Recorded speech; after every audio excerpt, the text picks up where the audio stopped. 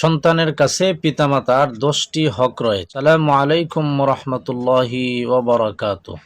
নাহমাদুহু ওয়া নুসাল্লি আলা রাসূলিহিল কারীম, আম্মা বা'দ। আজকে আমরা জানব সন্তানের কাছে পিতামাতার 10টি হক সম্পর্কে।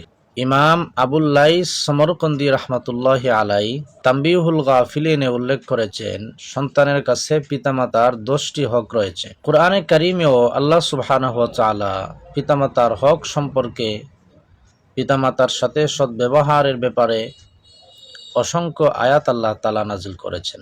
আল্লাহ তাআলা বিভিন্ন আয়াতে আল্লাহর পরেই পিতামাতার হক আদায় করার জন্য নির্দেশ করেছেন। পবিত্র কুরআনে আল্লাহ সুবহানাহু ওয়া তাআলা বলেন, ওয়াকাযা রাব্বুকা আল্লা তা'বুদু ইল্লা ইয়্যাহু ওয়া বিল ওয়ালিদাইনি ইহসানা ইলা আখিরিল আয়া। তোমাদের রব তোমাদের উপর ফরজ করে দিয়েছেন একমাত্র আল্লাহ সুবহানাহু ওয়া তাআলা ছাড়া আর কারো ইবাদত করবে না, আর ওয়াবিল ওয়ালিদাইনি ইহসানা, পিতামাতার প্রতি সৎ ব্যবহার করবে, ইহসান করবে, ভালো ব্যবহার করবে। ইমাম আবুল লাইস সমরকন্দি রাহমাতুল্লাহি আলাই যে 10টি হক উল্লেখ করেছেন, আমি এক এক করে আপনাদেরকে শোনানোর চেষ্টা করব ইনশাআল্লাহ। 1 নাম্বার হলো ইদাহতাজা ইলাত তাআমি আত'আমাহু আন্নাহু, অর্থাৎ তাদের কারো খাবারের প্রয়োজন হলে খাবারের ব্যবস্থা করে দেওয়া।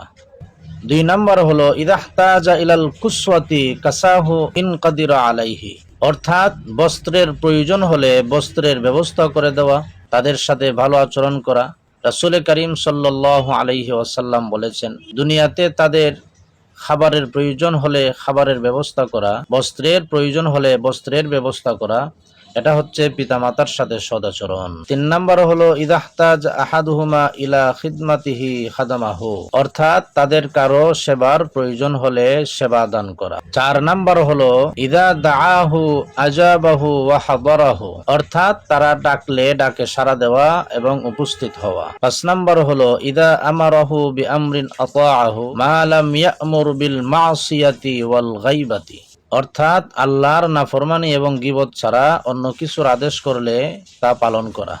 হাদিস শরীফে এসেছে, লা তাআতা লিমাখলুকিন ফি মাসিয়াতিল খালিক, অর্থাৎ আল্লাহর অবাধ্যতা হয় এমন কোনো আদেশ কারো মানা যাবে না। আল্লাহর অবাধ্যতা হয় এমন কোনো হুকুম, আহকাম, বিধিনিষেধ মানা যাবে না। 6 নাম্বার হলো আইয়াতাকাল্লামা মাআহু বিল্লিনি ওয়ালা ইয়াতাকাল্লামা মাআহু বিল কালামিল গালিজ, অর্থাৎ তাদের সাথে কোমল ভাষায় কথা বলা এবং কঠিন কোনো শব্দ ব্যবহার না করা। আল্লাহ তাআলা কুরআন কারীমে বলেছেন, কাউলান কারীমা, ভদ্র ভাষায়, নরম ভাষায়, কোমল ভাষায় কথা বলতে আল্লাহ আদেশ করেছেন। এমন ভাষা ব্যবহার করতে হবে যে ভাষার শাব্দিক অর্থ বুঝতেও মা বাবার কষ্ট না হয়। আর আল্লাহ বলেছেন, উফ ওয়ালা তাকুল্লাহুমা উফ, উফ শব্দ আল্লাহ তাআলা ব্যবহার করতে নিষেধ করেছেন। অর্থাৎ 2টা ব্যাখ্যা হতে পারে। এক হলো আপনি মা বাবার কোনো আচরণে উফ শব্দ ব্যবহার করবেন না যাতে মা বাপ কষ্ট পায়, অথবা আপনার আচরণেও যাতে মা বাপ উফ শব্দ ব্যবহার করে না, কষ্ট পেয়ে, এই দিকে লক্ষ্য রাখতে হবে। উফ শব্দটি আশ্চর্য একটি শব্দ। এই উফ শব্দটা এত কমন, বাংলাদেশের মানুষও উফ শব্দ বুঝে, ইন্ডিয়ার মানুষেও বুঝে, পাকিস্তানের মানুষেও বুঝে, বাহরাইনের মানুষেও বুঝে, আরবের মানুষেও বুঝে, অনারবের মানুষেও বুঝে, সবাই বুঝে যে উফ শব্দটা আসলে মানুষ কষ্ট পেয়েই বলে। তো আল্লাহ তাআলা দেখেন মা বাবার শানে কেমন শব্দ ব্যবহার করছেন, সারা বিশ্ববাসীর জন্য কমন একটা শব্দ ব্যবহার করছেন যে মা বাপ যাতে উফ শব্দ বলে না, তোমরাও মা বাবার প্রতি অসন্তুষ্ট হইয়া উফ শব্দ বলবে না। সুবহানাল্লাহ। 7 নাম্বার হলো আনলা ইয়াদউহু বিইসমিহি, অর্থাৎ তাদের নাম ধরে না ডাকা, মা বাবার নাম ধরে না ডাকা। প্রয়োজন হলে পরিচয় দিতে গেলে নাম প্রকাশ করবেন, নাম বলবেন, সেটা ভিন্ন কথা, তবে নাম ধরে তাদেরকে ডাকা যাবে না। 8 নাম্বার আইয়ামশি খালফাহু, অর্থাৎ তাদের সামনে না হাঁটা, তাদের পেছনে পেছনে হাঁটা। দেখেন মা বাবার সাথে হাঁটারও আদব আছে। বাবা পেছনে থাকবে, সন্তান সামনে থাকবে, তাও বরদাস্ত করেন আল্লাহ।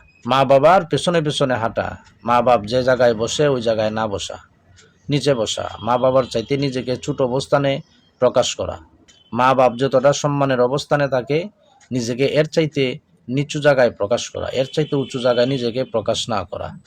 9 নাম্বার আইয়ারদা লাহু মা ইয়ারদা লিনাফসিহি ওয়া ইয়াকরাহু লাহু মা ইয়াকরাহু লিনাফসিহি, অর্থাৎ নিজের জন্য যা পছন্দ করা হয় মা বাবার জন্য তা পছন্দ করা, নিজের যা অপছন্দ মা বাবার জন্য অপছন্দ হিসেবে বেছে নেওয়া। নিজে ভালো জামা ব্যবহার করবেন, মা বাবাকে ভালোটা দিবেন না, কম দামিটা দিবেন।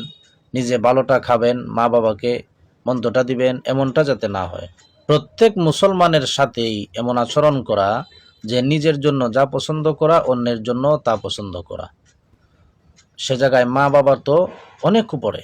10 নাম্বার আইয়াদউ লাহু বিল মাগফিরাতি কুল্লামা ইয়াদউ লিনাফসিহি, অর্থাৎ যখন ওই নিজের জন্য দোয়া করবে সাথে সাথে মা বাবার মাগফিরাতের জন্য দোয়া করবে। কোরআন কারিমে হযরত নূহ আলাইহিস সালাতু ওয়াস সালামের দোয়া এর বর্ণনা আছে। তিনি দোয়া করেছিলেন মা বাবার জন্য, রব্বিগফিরলি ওয়া লিওয়ালিদাইয়া, অর্থাৎ সন্তান যখন নিজের জন্য দোয়া করবে সব সময় মা বাবার জন্য দোয়া করবে। 5 ওয়াক্ত নামাজের পরে মা বাবার জন্য দোয়া করবে, আল্লাহুম্মা গফিরলি ওয়া লিওয়ালিদাইয়া রব্বিরহামহুমা কামা রাব্বায়ানি সগীরা। পিতামাতার এই হক, এই প্রাপ্যগুলো যদি আমরা আমাদের পিতামাতাকে বুঝিয়ে দিতে পারি, ইনশাআল্লাহ আমাদের সন্তানেরাও আমাদের এই হকগুলো বুঝিয়ে দেওয়ার চেষ্টা করবে। পরিশেষে বলবো, মা বাবা বৃদ্ধ হয়ে গেলে অনেক সময় অনেক কিছু তাদের বুঝের ভেতরে থাকে না, তারা অনেক কিছুই বুঝতে সক্ষম হন না। বয়স এবং বার্ধক্যের কারণে আস্তে আস্তে তাদের মানসিক ভারসাম্য লেস হতে থাকে, যার কারণে এটা তাদের দোষ বা অন্যায় নয় যে পিতামাতা যখন তার ছেলের প্রতি কোনো ধরনের কুরুচিপূর্ণ কথা বলবে, অন্যায় কথা বলবে, একটু জুলুম করবে, সন্তান এগুলো যাতে না ধরে। কেন ধরবে না? সন্তানও ছোট্টবেলায় মা বাবাকে ইচ্ছায় অনিচ্ছায় কত কষ্ট দিয়েছে, সেটা তো ভাষায় এবং আলোচনায় প্রকাশ করার মতো না।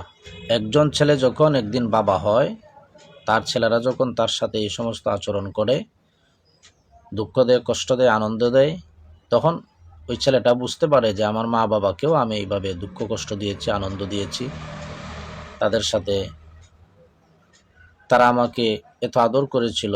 সন্তান তখন বুঝতে পারে মা বাবার কষ্টটা। এই জন্য মা বাপ বৃদ্ধ অবস্থায় সন্তানকে কষ্ট দিতে পারে, কটু কথা বলতে পারে, অন্যায় কথা বলতে পারে, এগুলো না ধরা নবীজি নিষেধ করছেন। নবীজি বলছেন, মা বাপ যদি জুলুমও করে তারপরেও তার বিচার করা যাবে না, প্রতিশোধ নেওয়া যাবে না, এটা ছেড়ে দিতে হবে। কারণ মায়ের এক ফোঁটা দুধের ঋণ সন্তান সারা জীবনেও শেষ করতে পারবে না। এমনকি নিজের বুকের চামড়া দিয়া যদিও মা বাবার জুতা বানাইয়া দেয়, এক ফোঁটা দুধের ঋণ শোধ হবে না। এত গুরুত্বপূর্ণ মা বাবার সেবা যত্ন করা। আমরা তো অনেক সময় মা বাবাকে অবহেলায় ফেলে রাখি, না বুঝে অনেক কথাবার্তা বলি, না বুঝে অনেক অন্যায় আচরণ করে বসি, যেটা মা বাবার জন্য কষ্টকর।